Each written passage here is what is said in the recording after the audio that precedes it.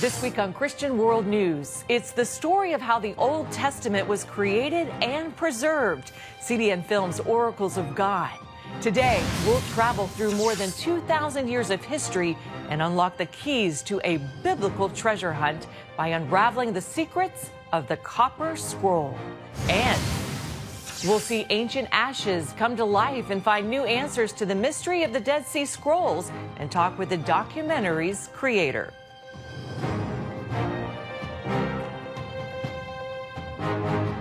Welcome, everyone, to Christian World News. I'm Wendy Griffith.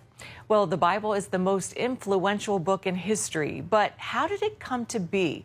CBN Films' latest documentary, Oracles of God, the story of the Old Testament, explores how the Bible was created. We begin with the discovery of a 2,000-year-old treasure map, which describes more than $3 billion of hidden gold and silver. CBN's Chris Mitchell takes us to the place where the ancient treasure hunt began, the caves of Qumran. In 1947, a Bedouin shepherd wandered the hills of Qumran in search of a missing goat. He threw a stone into a cave, hoping to drive the lost animal outside. Instead, the sound of shattered pottery drew the shepherd inside the cave, where he stumbled on the greatest archaeological find of the 20th century, the Dead Sea Scrolls. In the years that followed, archaeologists found 11 caves and more than 800 documents of Qumran. But one scroll was different than all the rest. Instead of parchment, it was made entirely of copper, and it could be the greatest treasure map in history.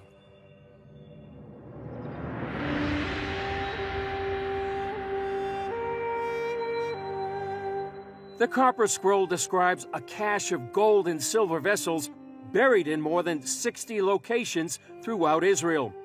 The monetary value is close to $3 billion today, but the historical value is priceless. The only place in ancient Israel with that much wealth was the Jewish temple. It refers to the garments of the high priest.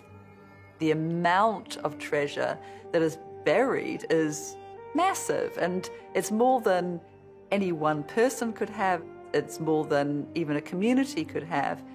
It just sounds like temple treasure. This is a tremendous witness to history. To actually have a list of the treasures from the temple itself from the first century is just amazing. Well, we have nothing better than the Copper Scroll now for telling us what was really there. This is Cave 3 at Qumran, where the scroll was hidden for nearly 2,000 years. What we have left that had the scrolls in it is right over here. But it was actually, before the archaeologists got here, it was filled up to dirt right up to here where these markings are all along the cave. So if you follow that right into here, you come in here, Chris, you actually can see the place where someone marked where the Copper Scroll originally was found, right up against here. Even the scroll's language is mysterious.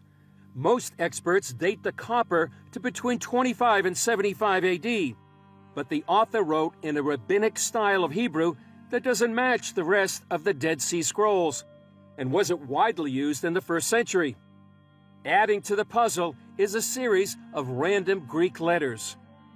The Copper Scroll had to have been written just immediately before the destruction of the temple. So it actually fits the glove perfectly for the zealots, who were the priestly group who were holding down the temple, keeping the temple from the Romans in the best way possible. But before they were massacred, they left things behind in caves here near Qumran. Copper was incredibly unusual as a writing surface. It's not beautifully done, it's done quickly. Why would you do this on beautiful copper?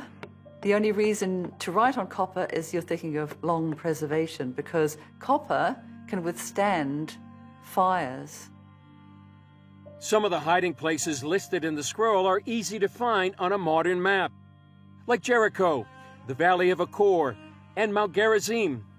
Others are more cryptic, like Solomon's Canal, which contains a stash of silver coins, a well in Milham, where garments for the high priest were hidden, or Mattia's courtyard, where more than 600 gold and silver temple vessels were buried. The instructions on the scrolls is like a kid's treasure map in a way.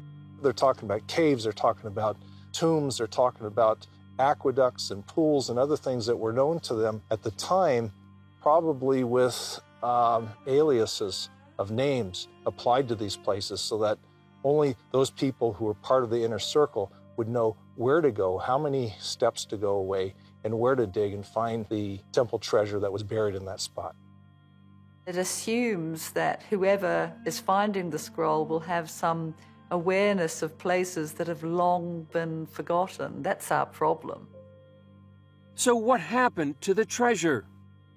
I think the treasure is somewhere out there.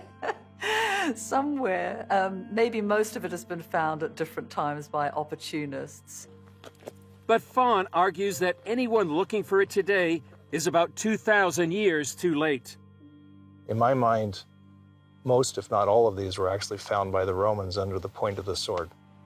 What we do know from the Ark of Titus in Rome, it shows a clear depiction of the main items of furniture and the trumpets that were used in the temple being carried in parade through the gates of Rome to the Forum. And we do know that Titus used the booty to build the Colosseum in Rome. If there's any treasure left, there would have been small parts that might not have been found that still lie out there ready for people to find today. We don't know.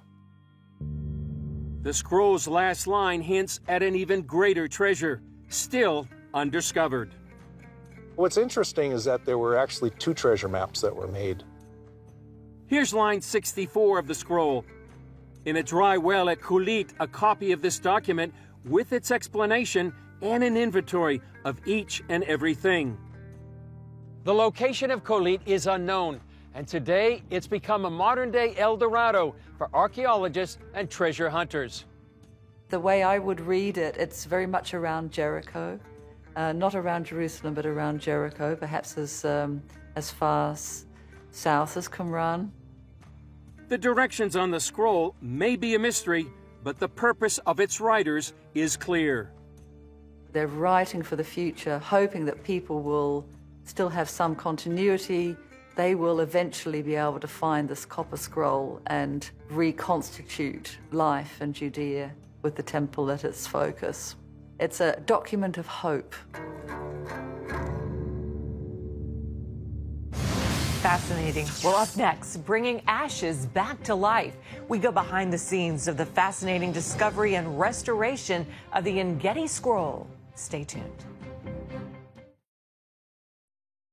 Welcome back to Christian World News. In 1965, the installation of a water pipeline led to the discovery of a 17-year-old synagogue in an Israeli nature reserve near the Dead Sea. Inside the ruins, excavators found a tiny scroll that was buried beyond recognition. At least that's what they thought. Chris Mitchell has the rest of our story. Near the shores of the Dead Sea is the desert oasis of En-Gedi.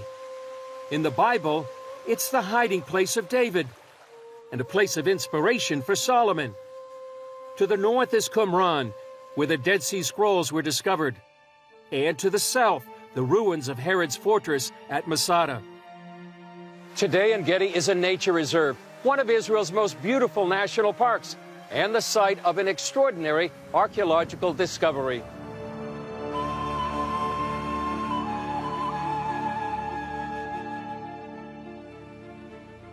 The ancient settlement of En-Gedi was destroyed by a fire in the 7th century. After the fire, the settlement was abandoned until 1970, when the ruins of the community synagogue were excavated. They found within the synagogue the holy place, the Bama, with the Bible, and they found it all in ashes. And in the ashes, they found a hoard of coins, they found a menorah, and they found a massive amount of ashes that already then they suspected were a scroll. But it was ashes. Forensics experts tried to decipher the rolled-up scroll, which looked like a cigar. But in 1970, the technology was limited. So eventually the scroll was stored at the Israel Museum. Fast forward to 2015, when archaeologist Sefi Porat retrieved the burned scroll and took it to a team of conservators who work with the Dead Sea Scrolls. One day he walks in here with this, it was still the top of one of the boxes with all these ashes and says, "Can you please image this?" And I said, "Sefi, you must be joking. This is ashes." He says, "Yes, but they said you have such a system." I said, "Yeah, it's not miracles, though. I mean, it's not as if the ashes can come back to life." Eventually, it turned out that they could. Nobody, by the way, touches the scrolls. I don't touch them either. It's only these 4 or 5 conservators. And we did a CT scan, a tomography of all of these. And already then, it seemed as if that piece of charcoal was the most promising. The Israeli team sent 3D scans of the scroll to the University of Kentucky, where Professor Brent Seals used digital imaging to virtually unwrap the scroll and reveal part of the text. After 45 years, the puzzle was finally solved. He actually looked and saw that within these layers, he could decipher, he could pull out a layer that eventually turned out to be the first chapter of the book of Leviticus. And you can see it, you can read it. How do we know? Because we can read it now.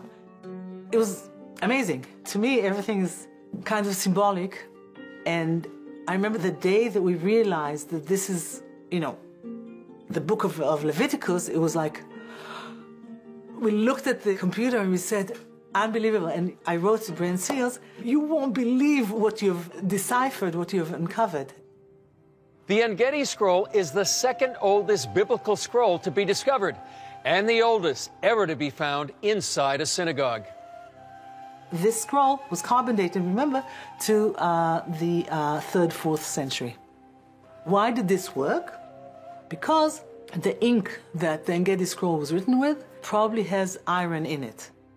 We realized that the En-Gedi scroll is different because it has ink and therefore it is legible with this virtual 3D. It can identify the iron that is in this ink. Look how symbolic that the first chapter of the book of Leviticus talks about the sacrifices of the temple. Okay, and here we are, and what happens to the sacrifices? They turn into ashes. And here we are bringing alive these ashes. And this was right before Tisha B'Av, which is the day of the destruction of the temple. So everything was very, very symbolic. We were really, in awe. It was like, we're bringing back to life these ashes. Amazing. Well, coming up, it started with a chance meeting. A molecular biologist and a biblical scholar on a bus. It led to a fascinating discovery from the DNA of the Dead Sea Scrolls. Welcome back to Christian World News. Today, most scholars agree that the Dead Sea Scrolls were copied more than 2,000 years ago by a Jewish group called the Essenes. The scrolls were hidden in the caves of Qumran near the Dead Sea and discovered in 1947. Now, new DNA tests on the scrolls suggest that not all of them came from Qumran. More than 70 years after their discovery, fragments of the Dead Sea Scrolls are still being counted, studied, and translated. A monumental task, considering that there are tens of thousands of fragments from nearly 1,000 different documents. A handwriting analysis of the Dead Sea Scrolls reveals that they were copied by as many as 500 different scribes. There were thousands and thousands of scrolls placed in these caves. We only have a tiny, tiny fragment of the total number of scrolls that were originally put in the caves close to the site of Qumran. And that makes it hard to imagine that all of them came from a tiny little site in Qumran. That idea has now been confirmed by a series of DNA tests performed on some of the 2,000-year-old fragments.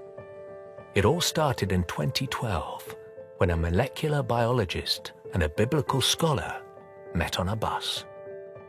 And each of us told the other what we're doing in terms of our research, and we thought it might be very cool to cooperate and to see what we can obtain. Professors Noham Mizrahi and Oded Ruhavi decided to test the DNA on some of the scroll fragments. But first they had to convince the organization in charge of the scrolls, the Israel Antiquities Authority. Before we can even sample the scrolls, we had to demonstrate that it's possible to get enough material. So the people at the Israel Antiquities Authorities, they just gave us in the beginning duct tape that was removed from different scrolls. And we analyzed the DNA from the duct tape. Now, only later when we showed that this is even possible and we can get enough information without destroying these precious materials, we can move on to the more important and real materials and samples. Once they got permission, they went to work using the smallest possible samples. They scraped just a little bit of scroll dust from the pieces, sometimes from just the, the back side of each piece, because you can't harm incredibly precious materials. The selection of the fragments was dictated by several factors. I was, of course, interested in fragments that can solve mysteries that scholars have been pondering about for many years now. We tried to sample both biblical and non-biblical texts, and among each of these groups, we tried to find the most interesting mysteries. Of course, our original intention was to sample much more than we actually sampled eventually, and the reason is that the Israel Antiquity Authority has the prerogative to vet our selection. Not every fragment that we wanted to sample could have been sampled. Some of the fragments are simply in such a terrible physical shape that even touching them would cause their disintegration. Even with the small samples, the results were astonishing. Imagine we are only sequencing scroll dust, 2,000-year-old, that the skin was processed to make the parchment. And later it was preserved in caves for 2,000 years. Still, despite all the contaminations of the different people that touched the scrolls, we were able to find enough animal DNA to say something about the scrolls, which is remarkable in my opinion. Those samples have suffered so much since antiquity that it is just amazing, miraculous even, that enough genetic material survived in order for us to be able to say something about it and to contextualize it historically. Almost all of the samples tested were made of sheepskin, except 2 from the book of Jeremiah, which yielded some of the study's most intriguing results. We actually sampled fragments that represent 4 different copies of Jeremiah. This particular prophetic book has one of the most complicated textual histories among all the prophetic books of the Hebrew Bible.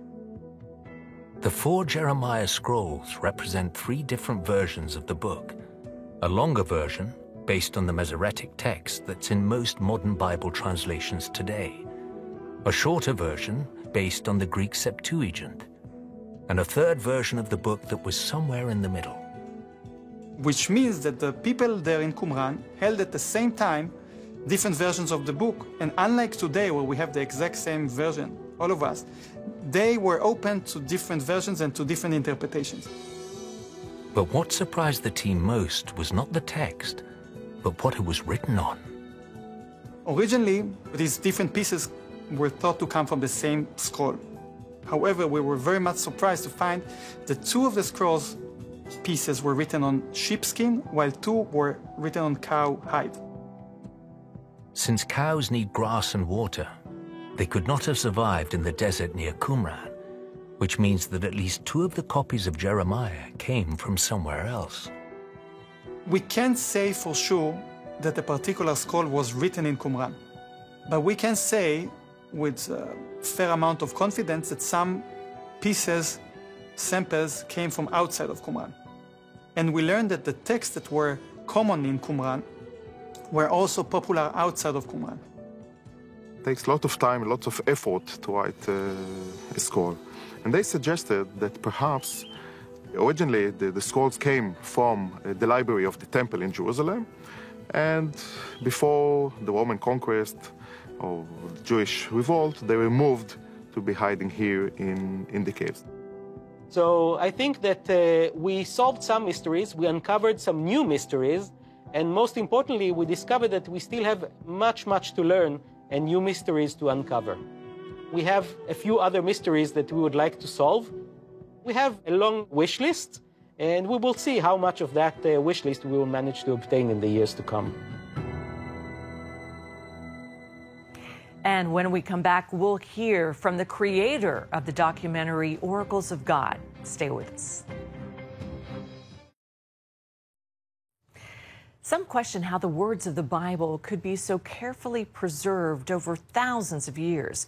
Oracles of God writer and director Erin Zimmerman talked with CBN president and CEO Gordon Robertson, and she describes the care that modern-day scribes take in copying manuscripts and where they get their focus.